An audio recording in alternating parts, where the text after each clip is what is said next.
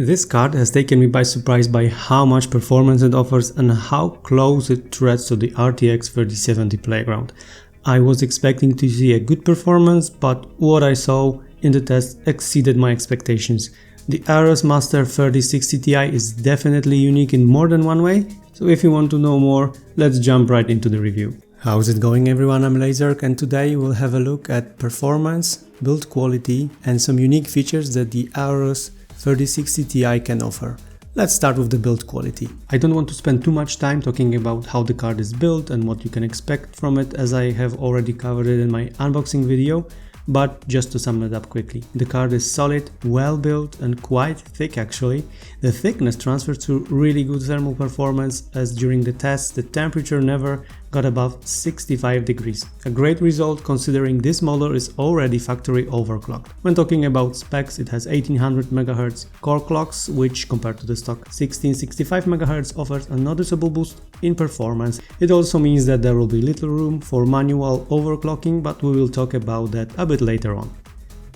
The card has 6 video outputs, 3 HDMI and 3 DisplayPort.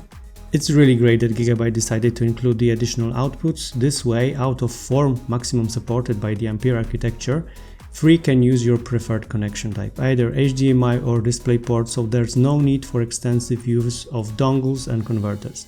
The card sports 3 fans, which have a really good coverage of the heatsink and take care of the card's thermals. The fans aren't as big as on the 3080, so when spinning at high speeds they are audible. It's not something to worry about, as the noise is barely noticeable and probably won't bother you at all, but if you had a card with bigger fans and change to this one, you will notice the difference. One thing that puts this card ahead of 3070 and 3080 is lack of coil whine. I mean, there was some audible whining happening, but you really need to put your ear to your case to be able to hear it. It won't disturb your gaming sessions, which is great news for anyone who absolutely despises coil whining. No need for headphones anymore while gaming. Of course, your unit might be different than mine and it might have coil whine, but chances of this happening are much lower than on 3070 and 3080.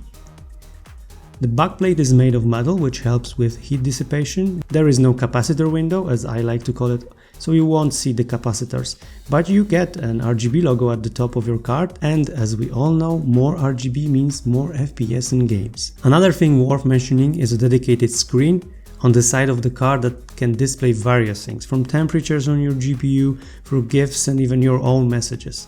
Being able to see temps alone without the need to use dedicated monitoring software is a great thing, and even though this isn't like a game-changing feature, I kinda wish more manufacturers included it in their design, because it makes the card so much more interesting and allows you for so much more customization.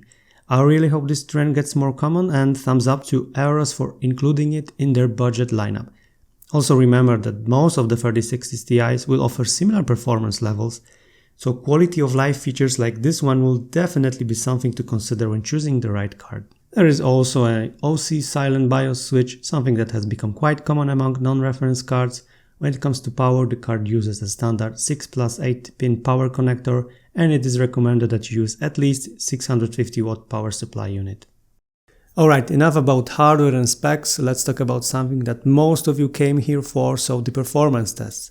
I'm not a fan of multitude of graphs and testing the GPU in dozens of games. I've decided to test it in 3 games, in Assassin's Creed Valhalla, in Red Dead Redemption 2, and more synthetic benchmark, which is Unigine Heaven. And for Unigine I did the tests in stock configuration as well as after some overclocking. Let's start with Assassin's Creed Valhalla, and I will just let the charts roll as I go over some thoughts. I was really pleasantly surprised to see that this little fellow is able to achieve an average of 60 frames per second on 1440p and ultra settings. This is no simple feat, so anyone looking for a very decent card to play at 60 FPS in 1440p should definitely give this card a chance, as it won't disappoint. And to all of you wanting to play at 1080p without breaking a bank, this is your go-to model. I mean, sure, if you want stable 300 FPS or maybe even 144, your best bet is 3070 or 3080. For all the others, the new 3060 Ti, especially this model, will offer enough performance to enjoy games at 60 FPS and very high settings. We see similar behavior in Red Dead Redemption 2, which even though isn't the newest game, can still put your GPU to the test. Still, the 3060 Ti manages to fight back and performs really well at 1080p as well as 1440p. Maybe you won't be able to max out the settings, but it is also true for the 3080, believe it or not, but when you try to max out all the sliders, even the mighty 3080 runs at barely 60 FPS. Now, moving on to more synthetic benchmark, we have the Unigine Heaven, which is a great tool for comparing general GPU score.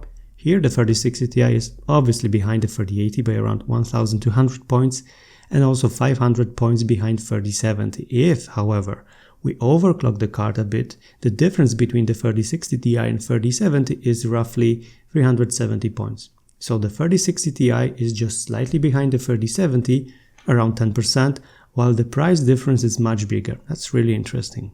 The overclocking capabilities of this card are somewhat limited, but it's to be expected.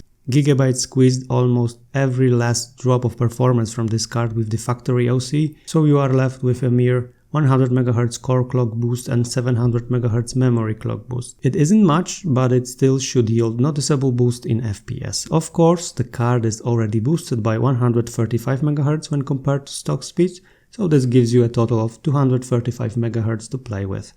All models can vary by some degree and you might be able to get better results than I did.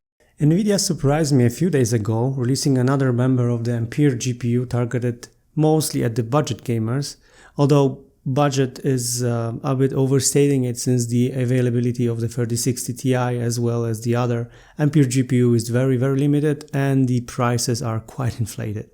So for anyone really tight on the money, I suggest you wait a little bit longer till the availability becomes less of an issue and you can grab the card at its suggested MSRP.